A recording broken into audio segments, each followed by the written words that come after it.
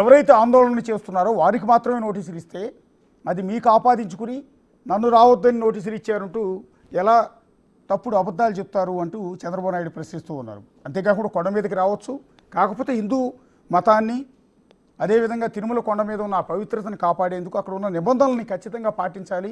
దానిలో భాగంగానే మీరు ఏదైతే డిక్లరేషన్ మీద సంతకం పెట్టాలి అని మాత్రమే మేము అడిగామని చంద్రబాబు నాయుడు చాలా స్పష్టంగా చెప్తూ ఉన్నారు. అంతేకాకుండా నెయ్యి వివాదానికి సంబంధించి జగన్మోహన్ రెడ్డి ఏవైతే కామెంట్ చేశారో వాటన్నిటి మీద కూడా చంద్రబాబు నాయుడు సీఎం హోదాలో వివరణ ఇచ్చే ప్రయత్నం చేశారు.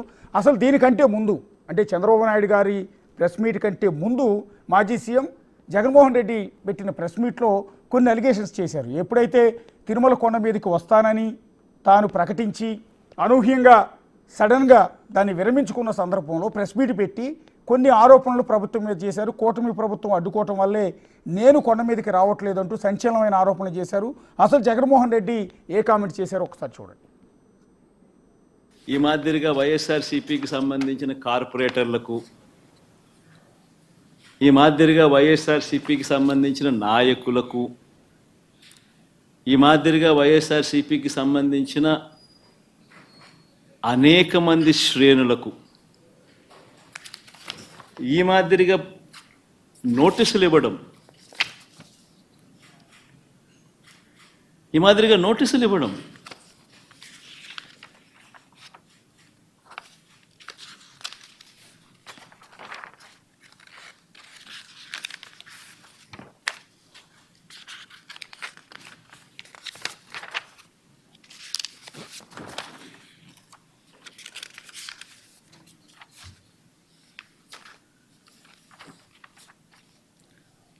నోటీసులో ఏమని రాస్తారు?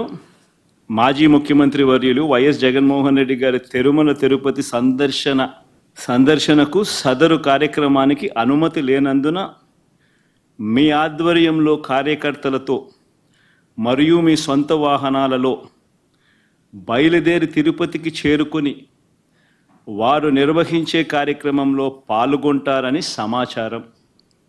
కావున అనుమతి లేని పై తెలిపిన కార్యక్రమం అందు పాల్గొనడం చట్టరీత్యా వ్యతిరేకమని తెలియజేస్తూ ఇవ్వబడుతున్న నోటీసు. ఫస్ట్ టైం ఎవడన్నా పోతా ఉన్నప్పుడు నువ్వేదో ఇట్లా మాటలు మాట్లాడినా అర్థం ఉంది. 10 సార్లు 11 సార్లు పోయిన తర్వాత ఈరోజు నేను తిరుమల తిరుపతి దేవస్థానానికి నేను పోతానంటే నేను అడ్డుకుంటూ ఈ మాదిరిగా నువ్వు నోటీసులు ఇస్తూ ఈ మాదిరిగా తిరుమల తిరుపతి దేవస్థానానికి నేను పోకూడదు అని చెప్పి ఈ మాదిరిగా నోటీసులు ఇస్తూ ఒక రాష్ట్ర ముఖ్యమంత్రి ఇంకా 5 సంవత్సరాలు బ్రహ్మోత్సవాలలో తిరుమల తిరుపతి దేవస్థానానికి వస్త్రాలు సమర్పించిన నేను, ఇన్నిసార్లు తిరుమల తిరుపతి దేవస్థానానికి వెళ్ళిన నేను ఈరోజు తిరుమల తిరుపతి దేవస్థానానికి నేను రాకూడదట, పోకూడదట. కారణం ఏమిటంటే నా మతమట. 4 గోడల మధ్య నేను బైబిల్ చదువుతాను,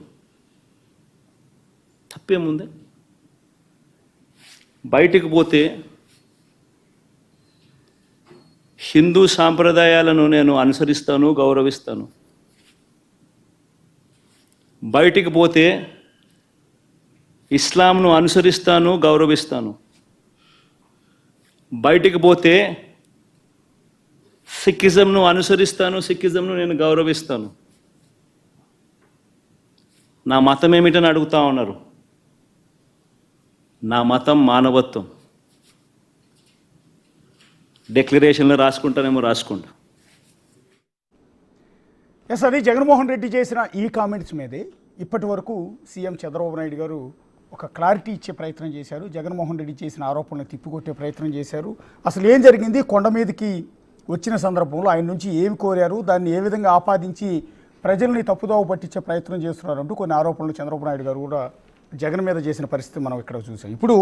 ఎప్పుడైతే జగన్మోహన్ రెడ్డి తన తిరుమల పర్యటన వాయిదా వేసుకున్న తర్వాత దీని గురించి విపరీతమైన డిస్కషన్ నడుస్తుంది. ఎందుకు వాయిదా వేసుకోవాల్సిన అవసరం ఏంటి? ప్రభుత్వం కూడా మేము ఎక్కడ కూడా అబ్జెక్షన్ చేయలేదు అని ప్రభుత్వం చెప్తున్న సందర్భంలో ఎందుకు జగన్ సడన్గా వాయిదా వేసుకున్నారు? సో దీని గురించే తిరుపతి మాజీ ఎమ్మెల్యే వైసీపీ సీనియర్ నేత భూమన కరుణాకర్ రెడ్డి ఏం మాట్లాడారు ఒకసారి చూద్దాం. మా కొలీగ్ దామోదర్ అక్కడ నుంచి ఆయనతో మాట్లాడిచ్చారు. ఒకసారి భూమన కరుణాకర్ రెడ్డి చెప్పింది విందాం. శ్రీవారి పర్యటనకు మాజీ సీఎం జగన్మోహన్ రెడ్డి వస్తున్నారు. అయితే సాయంత్రానికి ఆ పర్యటన రద్దు కావడం కూడా జరిగింది. అయితే ఇందులో ఎలాంటి పరిణామాలు చోటు చేసుకున్నాయి, దీనికి కారణం ఏమిటి అన్న విషయాలను మనతో మాట్లాడడానికి టీటీడీ మాజీ చైర్మన్ వైసీపీ సీనియర్ నాయకుడు భూమన కరుణాకర్ రెడ్డి గారు ఉన్నారు. ఆయన అడిగి తెలుసుకుందాం. సార్ చెప్పండి, ఎందుకు ఉన్నట్లుండి మీ నాయకుడు పర్యటన రద్దయింది? గత 3 రోజులుగా కూటమి నాయకులు జగన్మోహన్ రెడ్డి గారి పర్యటన పట్ల ఎంత అమానుషంగా వ్యవహరిస్తున్నారో అందరూ కూడా చూశారు. ఆయన పర్యటనను అడ్డుకుంటాం, ఆయన దర్శనానికి పోతే ఒప్పుకోం, అలిపిరిలో నిలేస్తాం, ఎయిర్పోర్ట్ నుంచే వెనక్కి పంపించేస్తాం. ఇవన్నీ కూడా హిందువులు మాట్లాడేటువంటి మాటలు కావు. ఒక అమానవీయులు, హిందుత్వ వ్యతిరేకులు ప్రవర్తించేటువంటి తీరులో, హిందూ ముసుగులో వీళ్ళందరూ ఆడినటువంటి ఈ నాటకం జుగుప్సాకరంగా మారిపోయింది. ఈ రోజున రాత్రి నుంచి మమ్మల్ని అందరినీ కూడా 30 యాక్ట్ పెట్టినామని దాదాపు రాయలసీమ ప్రాంతమంతా కూడా ఉన్నటువంటి నాయకులను అందరినీ కూడా హౌస్ అరెస్టులను చేసి ఇంటి నుంచి బయటికి రాకూడదని 10,000 మందికి పైగా మీరు సమీకరిస్తున్నారని మాకు వచ్చిన సమాచారం అని పోలీసు వాళ్ళు మమ్మల్ని అందరినీ కట్టడి చేసిన తర్వాత ఈ 3 పార్టీల నాయకులు, స్థానిక నాయకులు మరీ విర్రవీగిపోయి జగన్మోహన్ రెడ్డి గారి మీద భౌతిక దాడికి కూడా వెనుకాడనటువంటి పరిస్థితిలో వాళ్ళందరూ కూడా పెద్ద ఎత్తున సమాయత్తమయ్యేటువంటి పరిస్థితి మాకు అందింది. జగన్మోహన్ రెడ్డి గారు ఈ సున్నితమైనటువంటి అంశంలో ప్రజలకు ఇబ్బంది కలిగించేటువంటి మనిషిగా ఉండటం ఇష్టం లేక ప్రస్తుతానికి వాయిదా వేసుకున్నారు. మళ్ళీ ఖచ్చితంగా ఆయన దైవ దర్శనానికి వస్తారు, దేవుణ్ణి దర్శనం చేసుకుంటారు. మేము ఎలాంటి హౌస్ అరెస్టులు చేయలేదు, నోటీసులు మాత్రమే ఇచ్చామని పోలీసులు అంటున్నారు. పోలీసులు అందులో ఏం రాశారో కూడా చదవండి. మిగతా ఈ ప్రాంతంలో కాకుండా మిగతా ప్రాంతాలలో బయటికి కదలనీయకుండా ఎందుకు చేశారో కూడా అడగండి.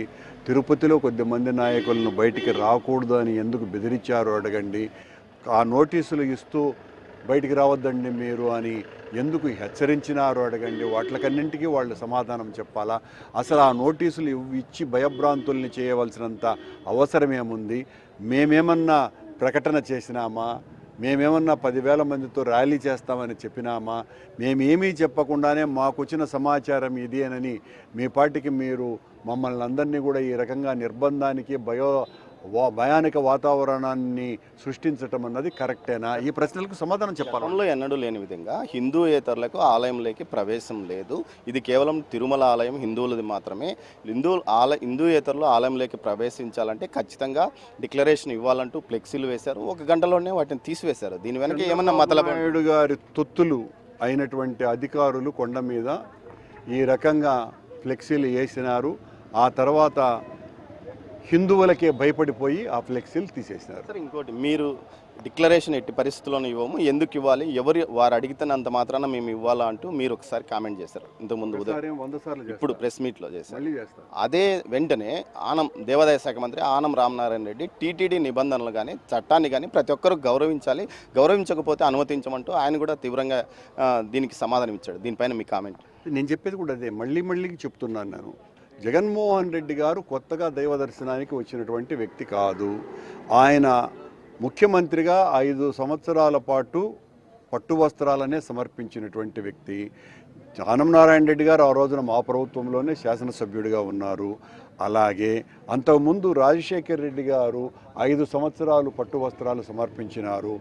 ఆ టైంలో ఆనం రామనారాయణ రెడ్డి గారు రాజశేఖర్ రెడ్డి గారి క్యాబినెట్లో మంత్రిగా ఉన్నారు. జగన్మోహన్ రెడ్డి గారు ప్రతిపక్ష నాయకుడిగా, మామూలు పార్టీ నాయకులుగా, మామూలు వ్యక్తిగా అనేక సార్లు దైవ దర్శనానికి వచ్చినారు. ఏ రోజు కూడా డిక్లరేషన్ ఒత్తిడి అన్నది తేలేదు.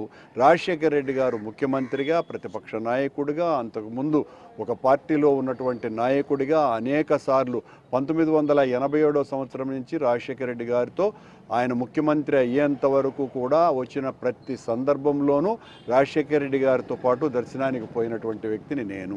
ఏ రోజు కూడా రానటువంటి నిబంధన ఈరోజు ఎందుకు వచ్చింది అంటే మీ రాజకీయాలలో మీ మనసుల్లో రాజకీయ కలుషితం ఉన్నది కాబట్టి ఆ కళంకితతో మీరు జగన్మోహన్ రెడ్డి గారిని ఈ రకంగా ఇబ్బంది కలిగించాలా అనేటువంటి ఉద్దేశంతో రాజకీయ ప్రయోజనం కోసమని మీరు చేస్తున్నటువంటి ప్రయత్నమే తప్ప ఎవరైనా కొత్తగా వచ్చినటువంటి వ్యక్తిని అడగటంలో అర్థం ఉంది. కానీ తాత తండ్రుల కాలం నుంచి వచ్చేటువంటి వ్యక్తిని, దర్శనానికి వచ్చేటువంటి వ్యక్తిని నీవు ఈరోజు రావాలంటే మా అనుమతి కావాలి అని చెప్పడం అర్ధరహితము అన్నది మా వాదన.